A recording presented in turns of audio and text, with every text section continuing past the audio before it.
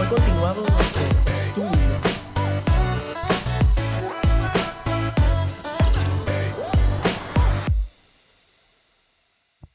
hemos hablado durante semanas y meses, el Sermón del Monte lo dijimos, mensajes a veces difíciles, salíamos un poco así como cabizbajos porque pues son mensajes fuertes, y hoy quise hacer algo diferente en preparación a la serie que vamos a iniciar, Dios mediante, en el mes de julio, sobre los últimos tiempos, lo que les había dicho. Pero hoy vamos a hablar de promesas. ¿A quién no le gustan las promesas? Especialmente cuando son promesas que nos agradan, ¿no? Porque hay promesas que no nos gustan mucho, pero promesas. El Señor promete muchas cosas en su palabra. El Señor promete ayuda, fortaleza, nos promete libertad de la esclavitud del pecado, nos promete suplir las necesidades nuestras, promete, muy importante, haber ido a preparar un lugar para nosotros. El Señor promete estar con nosotros, dice, hasta el fin del mundo, entre muchas otras promesas. Pero hay una promesa que abarca todo aspecto de la vida del creyente, todo aspecto de la vida del cristiano. Es una grandiosa promesa que es fuente de esperanza para toda persona que, por la gracia de Dios, ha creído, hemos creído en el Señor Jesucristo. Esta promesa la encontramos en la carta del apóstol Pablo a los Romanos y consta de un solo verso, un solo versículo. Es un verso muy conocido por toda persona que tiene algún tipo de cercanía con la palabra de Dios.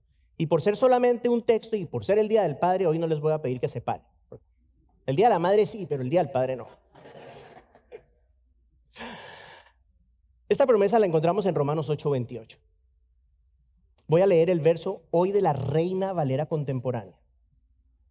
Dice la palabra de Dios: ahora bien, sabemos que Dios dispone todas las cosas para el bien de los que lo aman, es decir, de los que Él ha llamado de acuerdo a su propósito. Yo creo que todos hemos escuchado esta escritura, todos la hemos dicho, quizás todos o muchos de nosotros la sabemos de memoria. Es una promesa que genera en el corazón una esperanza que no tiene igual. Si realmente nosotros creemos lo que esta promesa dice, escuche esto, si de verdad tomamos con seriedad lo que esta promesa nos dice, pues a través de ella podremos estar fuertes cualquiera que sea la circunstancia que atravesemos. Pero tenemos que creerla. En el contexto de esta promesa, es el capítulo 8 de Romanos. El apóstol Pablo está hablando de la seguridad del creyente, está hablando del Espíritu Santo, habla mucho del Espíritu Santo, el hecho de que el Espíritu vive en el creyente. Dice, por ejemplo, que hay una distinción entre los que andan conforme a la carne y los que andan conforme al Espíritu. Luego en el verso 9 y en el verso 9, Pablo dice que los que tienen el Espíritu de Dios son de Cristo. Y en el verso 14 afirma, escuche esto, que los hijos de Dios son todos aquellos que son guiados por el Espíritu de Dios. O sea, el Espíritu Santo es central en esta porción de la Escritura. Y el verso anterior a nuestro pasaje de hoy, el verso 27, dice que el Espíritu intercede por los santos, por los creyentes, conforme a la voluntad de Dios. ¿Por qué les digo esto? Porque queda claro que esta promesa en Romanos 8:28 es para las personas que tienen el Espíritu, en otras palabras, para los creyentes genuinos en Cristo. Aquellos que gracias a la recepción de un corazón nuevo por parte de Dios son los que pueden amarle. Recuerde esto, necesitamos una transformación del corazón para poder amar a Dios. Sin el accionar del Señor en nuestra vida, nosotros odiamos a Dios, somos enemigos de Dios. No hay uno bueno, dice Pablo, no hay uno, ni siquiera uno, que busque a Dios.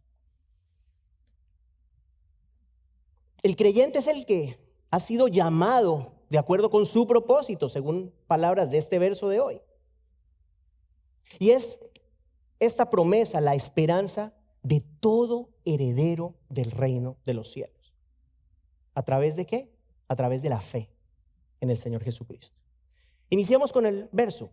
Pablo inicia enfatizando la certeza de esta promesa mediante el uso de una palabra que de repente no le ponemos mucha atención, la palabra sabemos. Fíjese que Pablo no dice, suponemos que Dios dispone todas las cosas para el bien de aquellos que le aman. No dice, creemos que Dios dispone todas las cosas para el bien de los que le aman. Pablo no dice, hay una alta posibilidad de que Dios disponga todas las cosas para el bien de los que le aman. Dice, sabemos que hay una seguridad. Sabemos es certeza. Sabemos que Dios dispone todas las cosas para el bien de los que le aman. Es una afirmación categórica que no da lugar a la duda. Así como Pablo argumenta con esa certeza, al inicio del capítulo 8 dice algo maravilloso. Dice, no hay condenación para los que están en Cristo Jesús. Y en el verso 11 con la misma certeza dice que el que levantó de los muertos a Jesús nos dará vida a nosotros los creyentes. Con esa certeza, con esa misma seguridad, Pablo dice, Dios dispone todas las cosas para el bien de aquellos que le aman. Y el énfasis creo yo que es importante. El énfasis es importante con respecto a esta certeza porque nos genera la pregunta fundamental para todos nosotros. La pregunta es, ¿realmente la creemos? ¿Tenemos la misma certeza que Pablo tiene al escribir estas palabras? ¿Recibimos esta promesa con esa misma certeza en nuestro corazón? Eso es muy importante, probablemente la pregunta más importante que les haré hoy. Y esto es vital. ¿Por qué es vital? Porque si de verdad nosotros confiamos en estas palabras maravillosas, nuestras vidas van a poder experimentar una esperanza profunda, independientemente de lo que esté pasando afuera, independientemente de las situaciones que estemos enfrentando. Ahora vamos a hablar brevemente de la promesa. Y de manera general, yo les pregunto a ustedes, ¿qué hace que una promesa sea digna de crédito? Lo que hace que una promesa sea digna de crédito es, ¿quién hace la promesa? ¿Quién hace la promesa? Si el que hace la promesa no tiene la capacidad para ejecutar la promesa no vale nada. Puede ser muy bonita, puede sonar muy bien, pero no vale nada. ¿Quién promete en el verso de hoy? Es Dios. Dios promete disponer todas las cosas para el bien de aquellos que le aman. La promesa es digna de crédito porque es Dios quien la hace. Por eso, la hace a través de su palabra. Y escuche esto, la promesa de Dios, esta y todas, pero estamos hablando de esta promesa está amparada por el poder infinito de Dios. El poder infinito.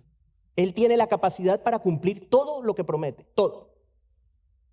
Al punto que, usted lo sabe, primero pasa el cielo y la tierra antes que deje de cumplirse una minucia de la palabra de Dios. Piense en el Dios creador, aquel que creó todas las cosas de materia inexistente con la palabra de su poder. Todo lo que hay en la tierra, ese Dios es el Dios que promete disponer todas las cosas para el bien de aquellos que le aman. Ahora, esto es interesante, no es solamente una cuestión de capacidad, pero también de esencia. Escuche, esto es interesantísimo. ¿Usted sabía que hay cosas que Dios no puede hacer? De pronto usted dirá, ¿este señor qué está hablando? Si Dios es todopoderoso. Bueno, hay cosas que Dios no puede hacer, mis queridos hermanos. Dios no puede hacer nada que vaya en contra de su perfecta santidad. Dios no puede hacer nada que vaya en contra de su naturaleza y por ende no puede mentir. Dios no puede mentir.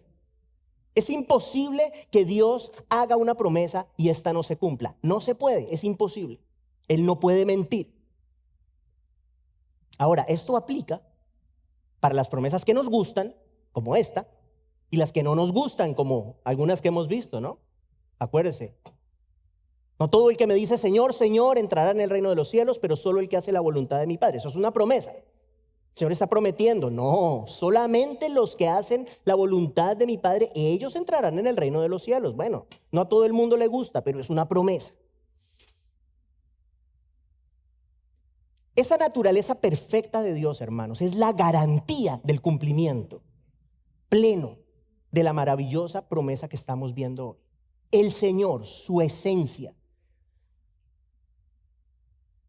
es una promesa sin lugar a dudas que podemos creer con todo nuestro corazón, porque es el Señor quien la hace. Hermanos, les acabo de decir esto y escuche esto que le voy a decir. Dios tiene la capacidad para cumplir todo lo que promete, ¿de acuerdo? ¿Sí? Tiene la capacidad, es capaz de cumplir todo lo que promete, pero escuche, es incapaz de incumplir lo que promete.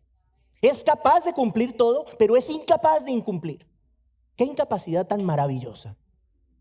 Qué incapacidad tan maravillosa la del Señor. Dios dispone todas las cosas para el bien de los que le aman. Esa es una verdad absoluta para todo creyente genuino en el Señor Jesucristo. Y antes de entrar a discutir la frase, muy importante, la frase todas las cosas, esa es clave, hay otra palabra muy especial en este verso, y es la palabra bien, bien, una palabra muy sencilla, bien. Dios dispone todas las cosas para el bien de los que le aman. ¿Por qué es importante esta palabra? Porque Dios nunca tiene en mente el mal para sus hijos. Todo lo que hace en la vida del creyente, hermanos, es para bien. Todo, absolutamente todo. Y yo no sé a usted, pero para mí es una gran bendición saber que todo lo que pasa en mi vida, lo que entiendo y lo que no entiendo, lo que me gusta y lo que no me gusta, todo lo que pasa en mi vida, Dios lo dispone para bien. Se me vinieron a la mente las palabras del Señor Jesús. ¿Se acuerda cuando Él dice, si ustedes siendo malos saben dar buenas dádivas, buenas cosas a sus hijos, dice, ¿cuánto más? Su Padre que está en los cielos sabrá dar cosas buenas a aquellos que le piden. Y hablemos de padres, hoy es el día del padre, ¿cierto? Un padre por lo general busca el bien de sus hijos. Y yo sé que hay padres de padres, hay padres de padres. Pero un padre que pueda de verdad llamarse padre, busca el bien de sus hijos. ¿Estamos de acuerdo? Bueno, el Padre Celestial en su perfección, escuche, solamente puede buscar el bien, desear el bien y actuar en favor de sus hijos.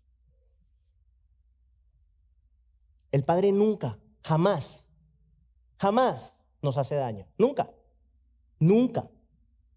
Nada de lo que hace lo hace para hacernos mal, al contrario. ¿Y por qué es importante tener claro esto? Por lo que sigue, que es la base del mensaje. Es importante entender que el Señor jamás actúa para nuestro mal. ¿Por qué? Porque ahora vamos a hablar de todas las cosas. Y todas las cosas incluye, escuche, las experiencias agradables, las experiencias dolorosas. Todas las cosas incluyen los grandes éxitos y los profundos fracasos. Todas las cosas incluyen las circunstancias que dibujan una sonrisa en el rostro nuestro, pero también los sufrimientos que nos hacen derramar lágrimas. Todas las cosas las dispone el Señor para nuestro bien. Esa es la promesa. Su vida y mi vida, la vida nuestra es una preparación, hermanos. Es una preparación para un día encontrarnos con Jesucristo. El Señor nos está preparando para ese encuentro que tendremos con el Señor cara a cara. Lo hemos dicho muchas veces, somos conformados progresivamente según la imagen de Cristo, justamente para un día llegar a ser como Él. Ese es el objetivo final de la vida del creyente. Y teniendo esto en cuenta, lo que les acabo de decir, entonces todo lo que ocurre en nuestra vida, en alguna medida, apunta para eso. Todo lo que ocurre en nuestra vida, en alguna medida, apunta para conformarnos según la imagen de Cristo, para que el día que sea nuestro día, estemos preparados para verle al Señor Jesucristo cara a cara. ¿De acuerdo? Todo es utilizado por Dios para producir en nosotros esa semejanza creciente al Señor Jesús. Ahora bien, vamos a considerar la idea de todas las cosas, pero antes de hablar de ellas, vamos a considerar parte de lo que incluye todas las cosas, que es Dios mismo y su esencia. Brevemente, aquí vamos a ser breves. Parte de lo que Dios dispone para nuestro bien es Él mismo. Él mismo se dispone para nuestro bien. ¿Qué quiero decir? Su poder, por ejemplo. Si usted es un creyente, el Espíritu Santo de Dios vive dentro de usted. Usted tiene a Dios morando dentro de sí. Y eso es parte de lo que el Señor dispone para su bien y para mi bien. Una gran bendición. Sabemos que el Espíritu Santo es necesario, lo necesitamos para entender este libro, lo necesitamos para creer este libro, lo necesitamos para vivir la vida cristiana. Sin Él no podemos. Adicionalmente, el Espíritu Santo es quien nos transforma, quien nos santifica. Es el trabajo santificador del Espíritu Santo, el que nos hace más y más como Cristo. O sea que el Espíritu Santo es poder de Dios en nosotros. Y eso es parte de todas las cosas, de lo que Dios dispone para aquellos que le aman.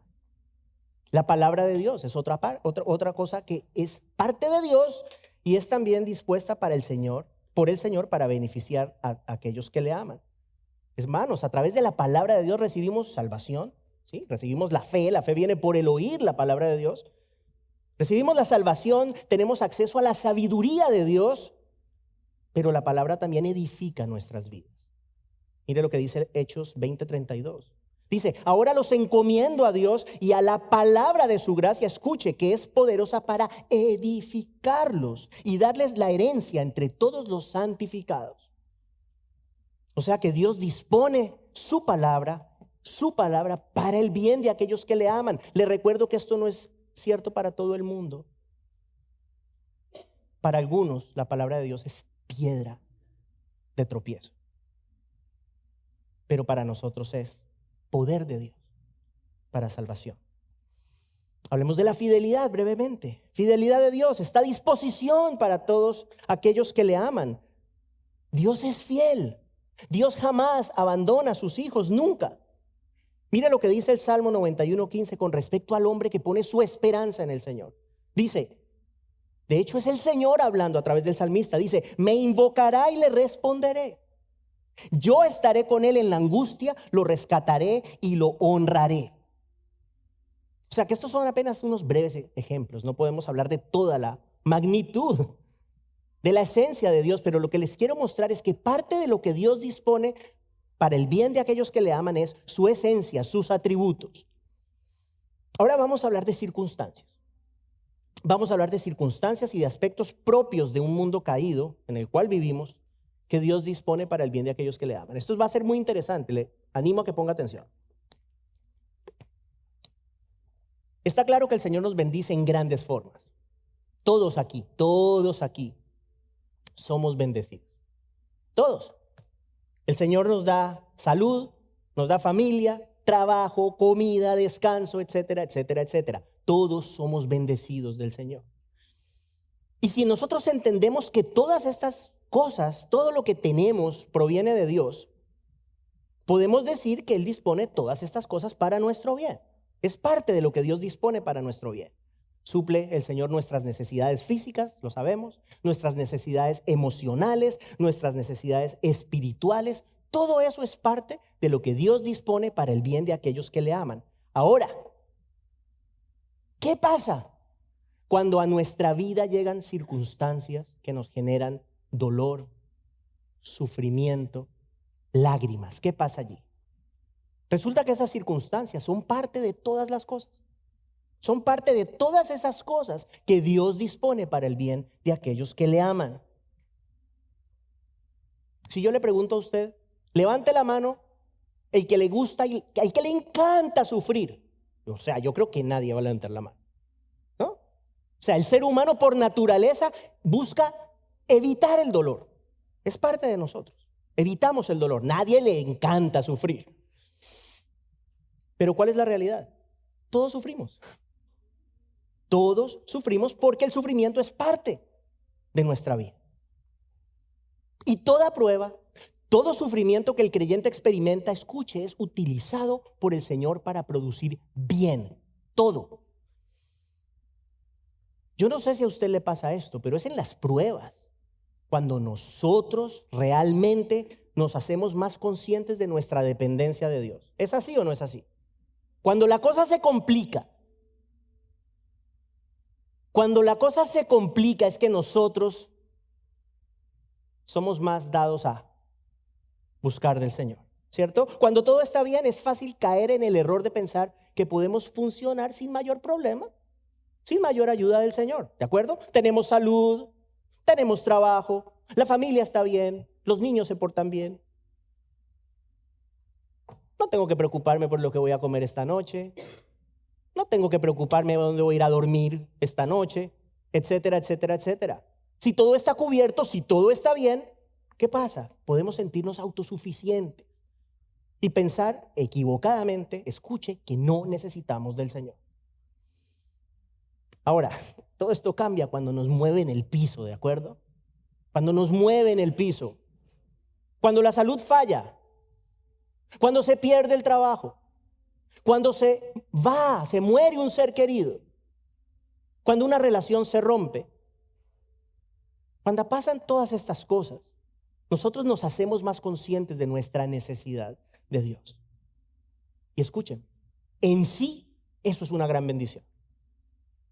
Eso ya es una bendición. O sea, ya es una bendición que a través del sufrimiento el creyente busca más de Dios.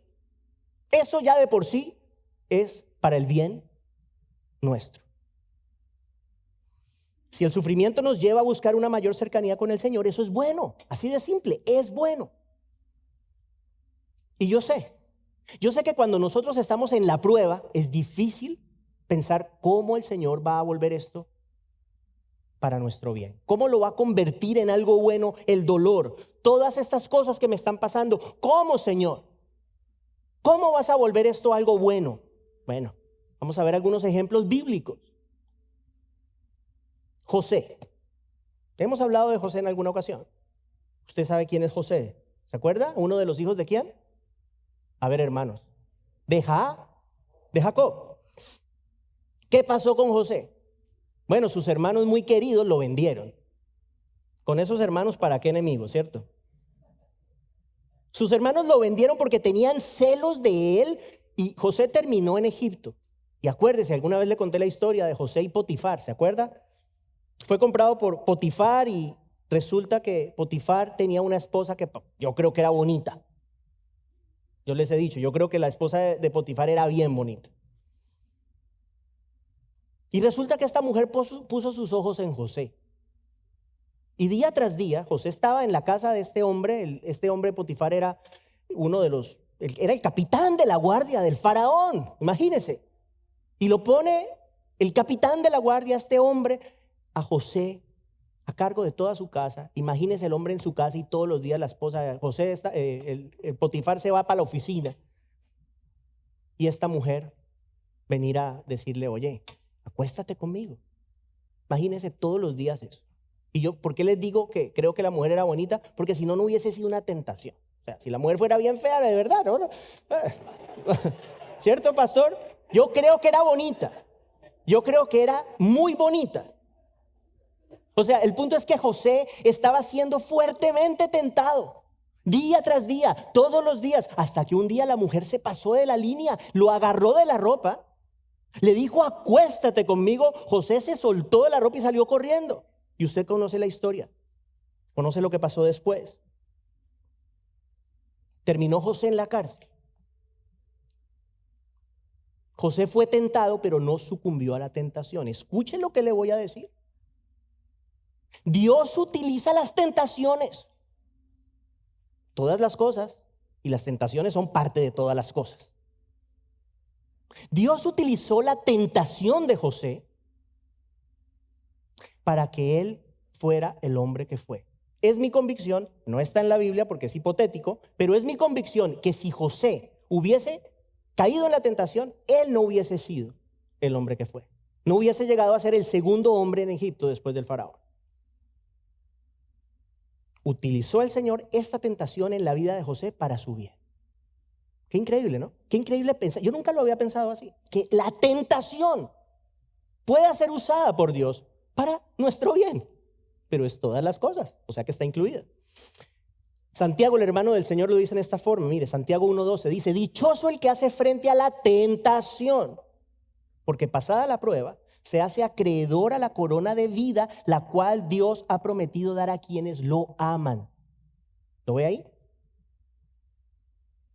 Se pasa la tentación, se pasa la prueba y el Señor da corona de vida, da recompensa. Ahora bien, no solamente fue la tentación lo que el Señor utilizó para el bien de la vida de José, pero escucha algo increíble: la maldad de esos queridos hermanos. Y el querido lo digo no lo digo en serio. La maldad de esos hermanos mala clase la usó el Señor para bien en la vida de José. Si los hermanos no venden a José, si los hermanos no actúan con maldad contra José, hermanos, José no hubiese llegado a Egipto, José no se hubiese convertido en el gobernador de Egipto y eventualmente, pues obviamente no hubiese salvado, escuche, a toda su familia de morir de hambre en la tierra de Canaán. Adicional a muchas personas que no murieron de hambre porque José supo manejar sabiamente la comida que había en la época cuando había abundancia. Lo malo, si a usted alguien le hace un mal, oiga, peor mal que este, está complicado.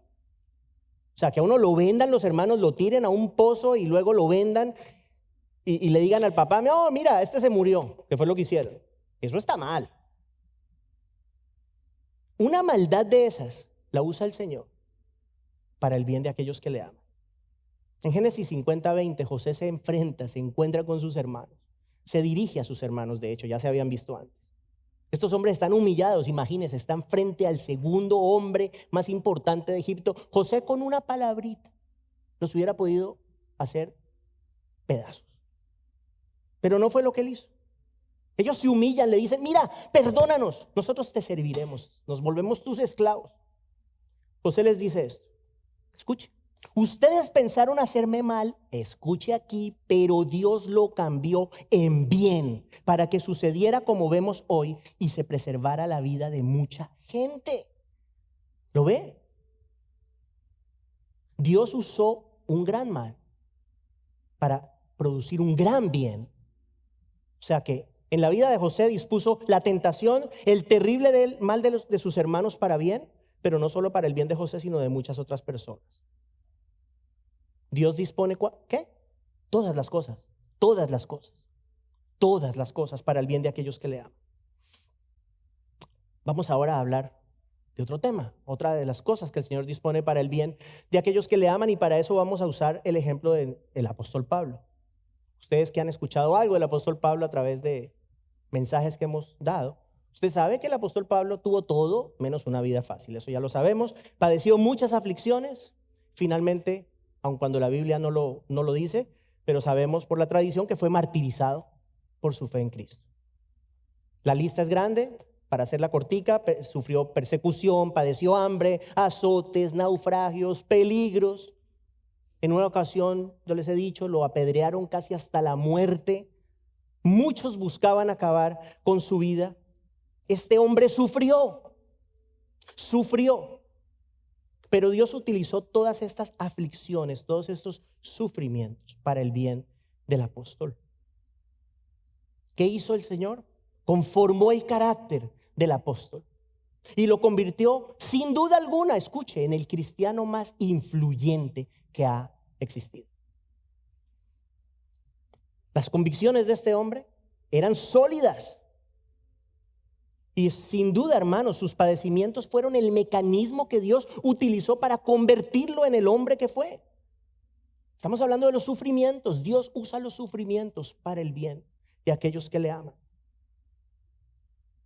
Hay que padecer necesidad para poder decir, escuche, Filipenses 4:12 y 13. Hay que sufrir. Hay que padecer necesidad para decir: sé vivir en pobreza y sé vivir en prosperidad. En todo y por todo he aprendido el secreto tanto de estar saciado como de tener hambre, de tener abundancia como de sufrir necesidad. Y luego las palabras hermosas: todo lo puedo en Cristo que me fortalece. Jamás hubiese podido decir él: todo lo puedo en Cristo que me fortalece, si no hubiese sufrido. Se necesitaba el sufrimiento para él poder llegar a esa conclusión de que su fortaleza estaba en Cristo. El Señor permitió que Pablo padeciera estas necesidades. Escuche, algo muy importante, para que Pablo aprendiera a tener contentamiento en toda circunstancia. A veces yo les he dicho esto: yo no me puedo imaginar qué puede ser mejor que estar contento independientemente de lo que nos pase. ¿Qué puede ser mejor? ¿Qué puede ser más? Algo que nos libere más. Eso es ser libre. Ser libre es que lo que pase en nuestra vida, estoy tranquilo porque todo lo puedo en Cristo que me fortalece. Pero para llegar a la conclusión hay que padecer. Esa conclusión uno nunca llega si no padece. No es automática la conclusión. Y ese tipo de padecimientos llevó a Pablo a decir estas palabras que son, o sea, si usted las piensa, imagínese. Filipenses 1:21, para mí el vivir es Cristo y el morir es ganancia. O sea, yo sé que no lo sabemos de memoria, lo hemos escuchado, es un solo verso, pero escuche lo que dice. Para mí la vida es Cristo. Y si me muero, gano. O sea, si uno piensa así, si uno siente así, no tiene pierde. No tiene pierde. Así de simple. Mis hermanos que se van a bautizar, yo sé que está bueno el mensaje, pero creo que sobra.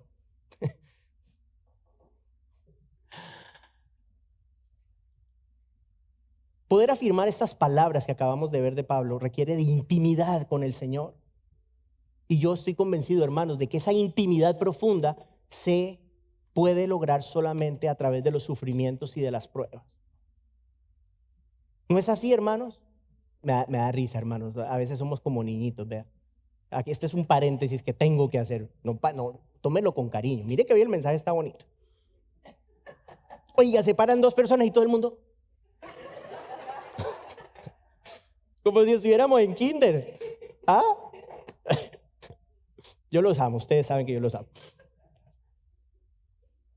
Hermanos, es gracias a las pruebas que la fe y la convicción del apóstol crecieron al punto de que él puede afirmar las palabras que Leo pone en su canción. Escuche esto. Palabras de Pablo. Dice: ni la muerte ni la vida, ni los ángeles, ni los principados, ni las potestades, ni los presentes, ni lo porvenir, ni lo alto, ni lo profundo, ni ninguna otra cosa creada podrá separarnos del amor que Dios nos ha mostrado en Cristo Jesús, nuestro Señor. Pero para llegar allá hay que sufrir. No podemos tener esa convicción sin padecer. Dios dispone todas las cosas para el bien de aquellos que le aman. Pruebas, sufrimientos, tentaciones, todas las cosas que el Señor hace para trabajar en nuestro carácter, hermanos. Y vamos a hablar de uno que es, de pronto no se lo esperan. Bueno, sí, porque ya lo tienen ahí en el boletín. El pecado. El pecado, hermanos. Dios usa el pecado para el bien de quienes le aman.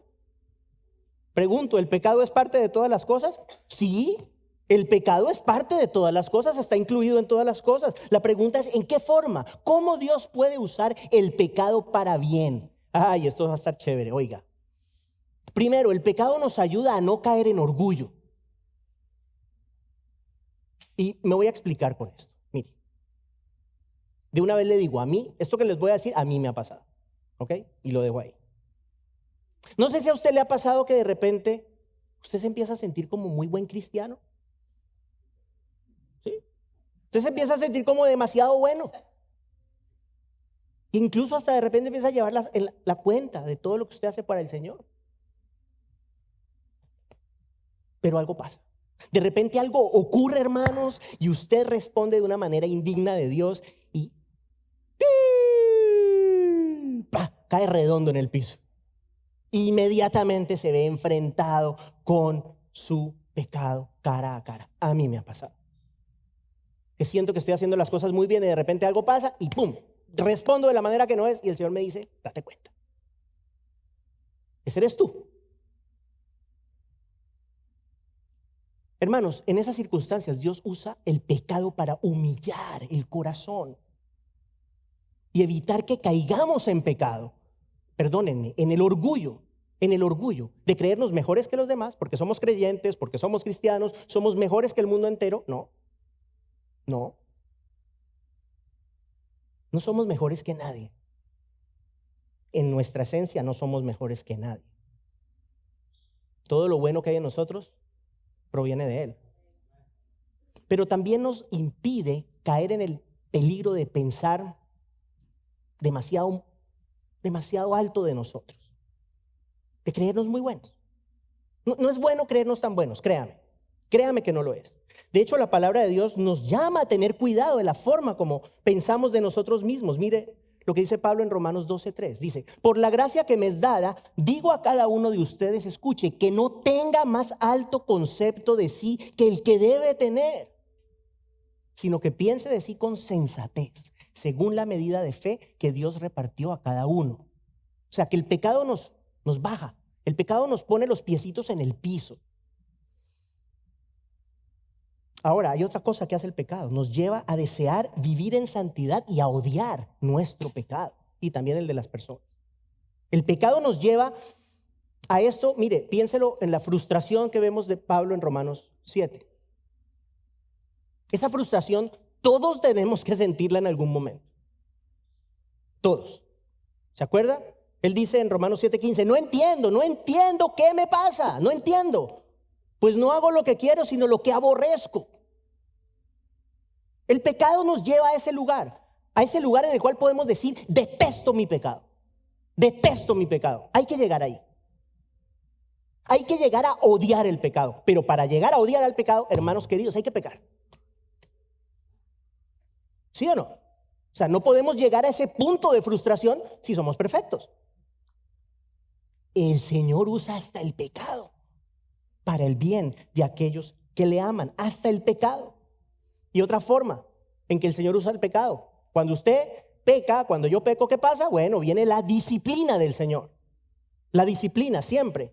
¿Qué dice Hebreos 12:10? Dice que Dios nos disciplina para nuestro bien, para que participemos de su santidad. O sea, que la disciplina de Dios, que es producto del pecado nuestro, o respuesta del pecado nuestro, esa disciplina es para nuestro, hermanos, desayunaron, para nuestro bien. Entonces, hermanos, estamos terminando ya. Hemos visto en esta mañana que Dios dispone algunas cosas para el bien de aquellos que le aman, ¿cierto? Estaba despierta. Todas las cosas para el bien de aquellos que le aman. Dijimos, dispone su esencia para el bien del creyente, dispone el mal para el bien del creyente, dispone el sufrimiento para el bien del creyente, así como el pecado y las tentaciones. Todas esas cosas y muchas más que no podemos enunciar en un solo mensaje. La promesa de hoy, hermanos, incluye todo lo que puede ocurrir en nuestra vida como creyentes. Y todo eso Dios promete usarlo para bien. Termino diciéndole esto: es posible que usted esté pasando por una gran prueba. Eso es posible. Quizás su salud se está debilitando. Quizás hay relaciones muy difíciles en su vida. Quizás usted está enfrentando dificultades económicas, angustias, preocupaciones, temores, el futuro. ¿Qué va a hacer de mí? El Señor hoy nos dice que Él dispone todas las cosas para el bien de aquellos que le aman. La pregunta del millón es esta. Listo, póngame atención que ya terminé. La pregunta es esta: ¿usted le ama? ¿Usted le ama? Porque esta promesa es solamente para aquellos que le aman. ¿Cuál es la prueba reina del amor al Señor? Ya lo hemos dicho, se llama ¿la qué? A ver quién me dice, empieza por O. La obediencia. La obediencia. Acuérdense, el Señor Jesucristo lo dijo, si me aman, obedecen mis mandamientos, ¿de acuerdo? Entonces, varias preguntas para usted y para mí. Usted, yo, ¿buscamos obedecer al Señor? ¿Buscamos, deseamos honrar a Cristo con nuestra vida? ¿Nos esforzamos por vivir en conformidad a la palabra de Dios? Si la respuesta es sí, sabemos que no somos perfectos, pero si la respuesta es sí, usted y yo podemos tener la certeza plena, hermano querido, que todo lo que sucede en su vida y en mi vida, todo Dios lo dispone para bien. Todo. Confía en el Señor, agárrese usted de esta maravillosa promesa. No olvide que el Señor, escuche, no puede mentir y todo lo que dice es absolutamente cierto. Si usted es un creyente en Cristo, mi querido hermano, todo lo que ocurre en su vida, lo bueno, lo malo y lo feo, todo lo dispone Dios para su bien. Oremos. Señor, damos gracias a ti por tu palabra, que es vida. Damos gracias por esta maravillosa promesa, Señor, de podemos saber con toda certeza que todas las cosas que suceden en nuestras vidas, tú las dispones para el bien nuestro. Señor, ayúdanos a creer esta promesa. Ayúdanos a vivir esta promesa. Ayúdanos a entender que esta promesa es digna de crédito porque tú eres quien la hace y tú no puedes mentir. No puedes mentir. No puedes fallar. Y por eso te pido, Señor, que si estamos pasando o cuando estemos pasando por momentos muy difíciles, nos acordemos de esta promesa, nos agarremos de esta promesa y sabemos que si así lo hacemos, independientemente de lo que estemos enfrentando, tú nos ayudarás, nos sostendrás y nos permitirás salir victoriosos de lo que sea que esté pasando en nuestras vidas, porque tú dispones todo para nuestro bien. Te amamos y te bendecimos en el nombre de Jesús. Amén.